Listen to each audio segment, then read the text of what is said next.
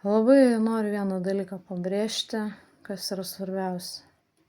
Svarbiausia gyvenime yra tikėjimas Dievu, pasikliovimas, dėkingumas jam, malda, darbai įvairūs, pagalbos vieni kitiem, būti tokiam kaip broliai ir seserys.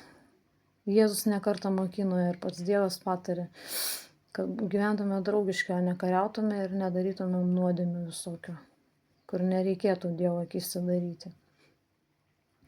Pabrėšiu, Dievas yra aukščiau visko, už mum visus, mes tik jo dalis esame ir viskas. Mes turim jam būti dėkingi už kiekvieną gyvybės įkvėpimą ir iškvėpimą ir mirtį ir gyvenimą, viską, ką jisai mum davė. Tai yra pasaulį davė, žemę davė, daug planetų yra sukurta ir kai kurie gyvenamos ten būtybės gyvena arba aukštesnio lygio būtybės, arba žemesnio lygio būtybės. Visur yra kažkur tai gyvenama vieta, bet yra ir negyvenama vietų, bet tai nesmė. Aš noriu pasakyti, kad mes visą tai gavom iš Dievo veltui, ne kažkokius pinigus ar dar kažką, bet tiesiog veltui iš širdies dovanoja mums namus žemė. Yra ir kitų planetų žemė, panašių taip pat į žemę. O mes dažniausiai pamirštam dėkoti jam ir būti dėkingiam už viską, ką mums duoda jisai.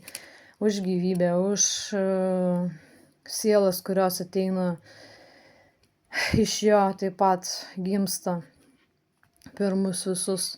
Mes turim dėkoti už saulę, už mėnulį, už gėles, už augalus, už medžius, už vaismedžius, už žemę, kad vaikštom ant jos, galim vaikščioti nesuskilus ir panašiai. Žemė jau aišku braškana šitų visų nuodėmių ir nuo visų šitų žmogaus ardymų žemės sluoksnių. Tai vat ir žemė, aišku, jinai pradeda skilinėti ir birti. Už tai, kad mes patys nemokam elgtis žemėje kaip vaikai, kurios maitina Dievas, su kuo aprūpina. Dažniausiai mes visaip juodinam ir apšnekam. Man nepatinka, kai sako Dievas, koks senis, tai dar kažkoks. Koks jums skirtumas, koks tas Dievas yra? Ar jisai senas ar jaunas, bet jisai bet kuo gali būti. Ir jaunu, ir senu, jam ribų nėra. Tai kokią velnę tai kritikuoti, jūs patys seniai tai galit būti. Jau jūsų grožio tai niekas net kur susensit ir numirsit. Tai jūs tai susensit, o Dievas jis amžinas ir liks amžinu. O jūsų drabužiai, aišku, bus pakeičiami kitais kūnais. Ar tai gyvulė, ar tai dar kokia pavydala. Čia, žinai, pagal savo darbus, kaip jūs ten atliekat gyvenime, kokius darbus atliekat, kokias nuodėmes padaro, taip ir gaunat tokį atpildą. Kaip gyvenat, taip ir gaunat.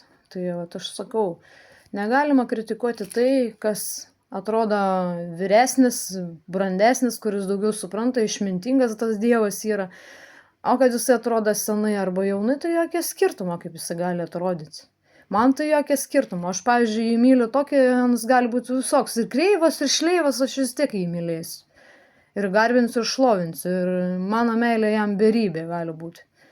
Ir įsidėmėkit vieną, man jisai daug patrauklesnis už visus vyrus ir moteris paėmus. Daug patrauklesnis. Daugiau išminties, daugiau žinių, daugiau supratimo, daugiau visų lobių, ką jis turi savo širdį. Dorybių ir visų šventumų. Nei vienas vyras negali prilygti jam. Kad jis koks būtų senas ar kreivas ar dar kažkoks, jis man vis tiek bus patraukliausias ir seksualiausias ir nuostabiausias Dievas. Kaip nori, taip galvokit, bet aš jį myliu visą širdim ir man jisai pirmiausiai vietai. Už viską, už šeimą, už viską svarbesnis. Tiek šeima nėra svarbi, kiek pats Dievas man yra svarbiausias. Mano pačios gyvybė nėra tokia svarbi, kiek man Dievas reiškia ir svarbiausias ir brangiausias yra. Ta aš pasakau drąsiai ir šviesiai, tiesiai šviesiai, gana kritikuoti, koks jisai Dievas yra, ar senas, ar jaunas, koks jums skirtumas. Jis Dievas ir visagalis ir viską davė jums, o jūs tokie kiauliai net nedėkingi. Kiaulas ir tas gaunančias jovalą ir tai sukriuksia, o jūs už kiaulės blogesni esat. Kritikuojat kiekvienam žingsnį tą Dievą, visi kaltinat visko, kai patys esat kalti dėl savo klaidų ir nuodėmių ir nesupratimo ir išminties. Jokio gailesčio vieni kitiem, jokios meilės, jokio supratimo, jokios užuojautos. Tai kai norit tikitės, kad jūs jau geresni būsit už Dievą, tikrai nebūsit geresni. Jūs dar blogesni už jį. Dievas tai yra aukščiau visko. Jis tai yra didžiausias favoritas ir išmintingiausias, ir gražiausias, ir seksualiausias visko, koks nei vienas vyras jam negali prilygti. Aš tai sakau iš savo širdies, nes jis man pats brangiausias ir gražiausias yra. ir buvo ir bus visada per amžius. A jūs kiek norit kritikuoti, kiek nekritikuokit, man tas pats, man jisai, jeigu aišku Dievas norėtų, tai aš ir galiu tapti jo net žmona, man jokia skirtuma. Ar jisai senas bus, ar jaunas, man visai vienodai, nes aš jį myliu tokį, koks jisai yra, ne kažkoks, kaip jūs ten apšnekat jį negražiai. Pasakiau ir taškas, man jisai bus pirmoje vietoje visada kaip vyras ir kaip Dievas ir kaip tėvas ir kaip viskas, kas apima aplinkui. Jis man visuma, viskas, kas brangiausia už mano pačios širdį brangesnis jisai yra. Tai jo, tai buvo ir taškas, jūs dėmėkit visam tam gyvenimui, man jisai viskas, o jums gali šiukšlė ar dar kas nors juodinti te mokat, kai viską davė jums veltui. Ir tokie nedėkingi esat žmonės kai kurie. Kiaulė, net nepadėkojat, nei žodžio gerą nepasakot, tik girdžiu burnojimus apie Dievą. Dievas toks, anoks, tą padarė, aną padarė. Tai jūs padarėt, o ne Dievas padarė. Tai jūs padarėt nuodėmių, o ne Dievas. Jūs kalti, o ne Dievas kaltas. Tai jau. Daugiau prašyčiau neįžeidinėt Dievo, nes nepakęsiu tokių įžeidinėtojų prieš Dievą barnojančių. Supyksiu labai.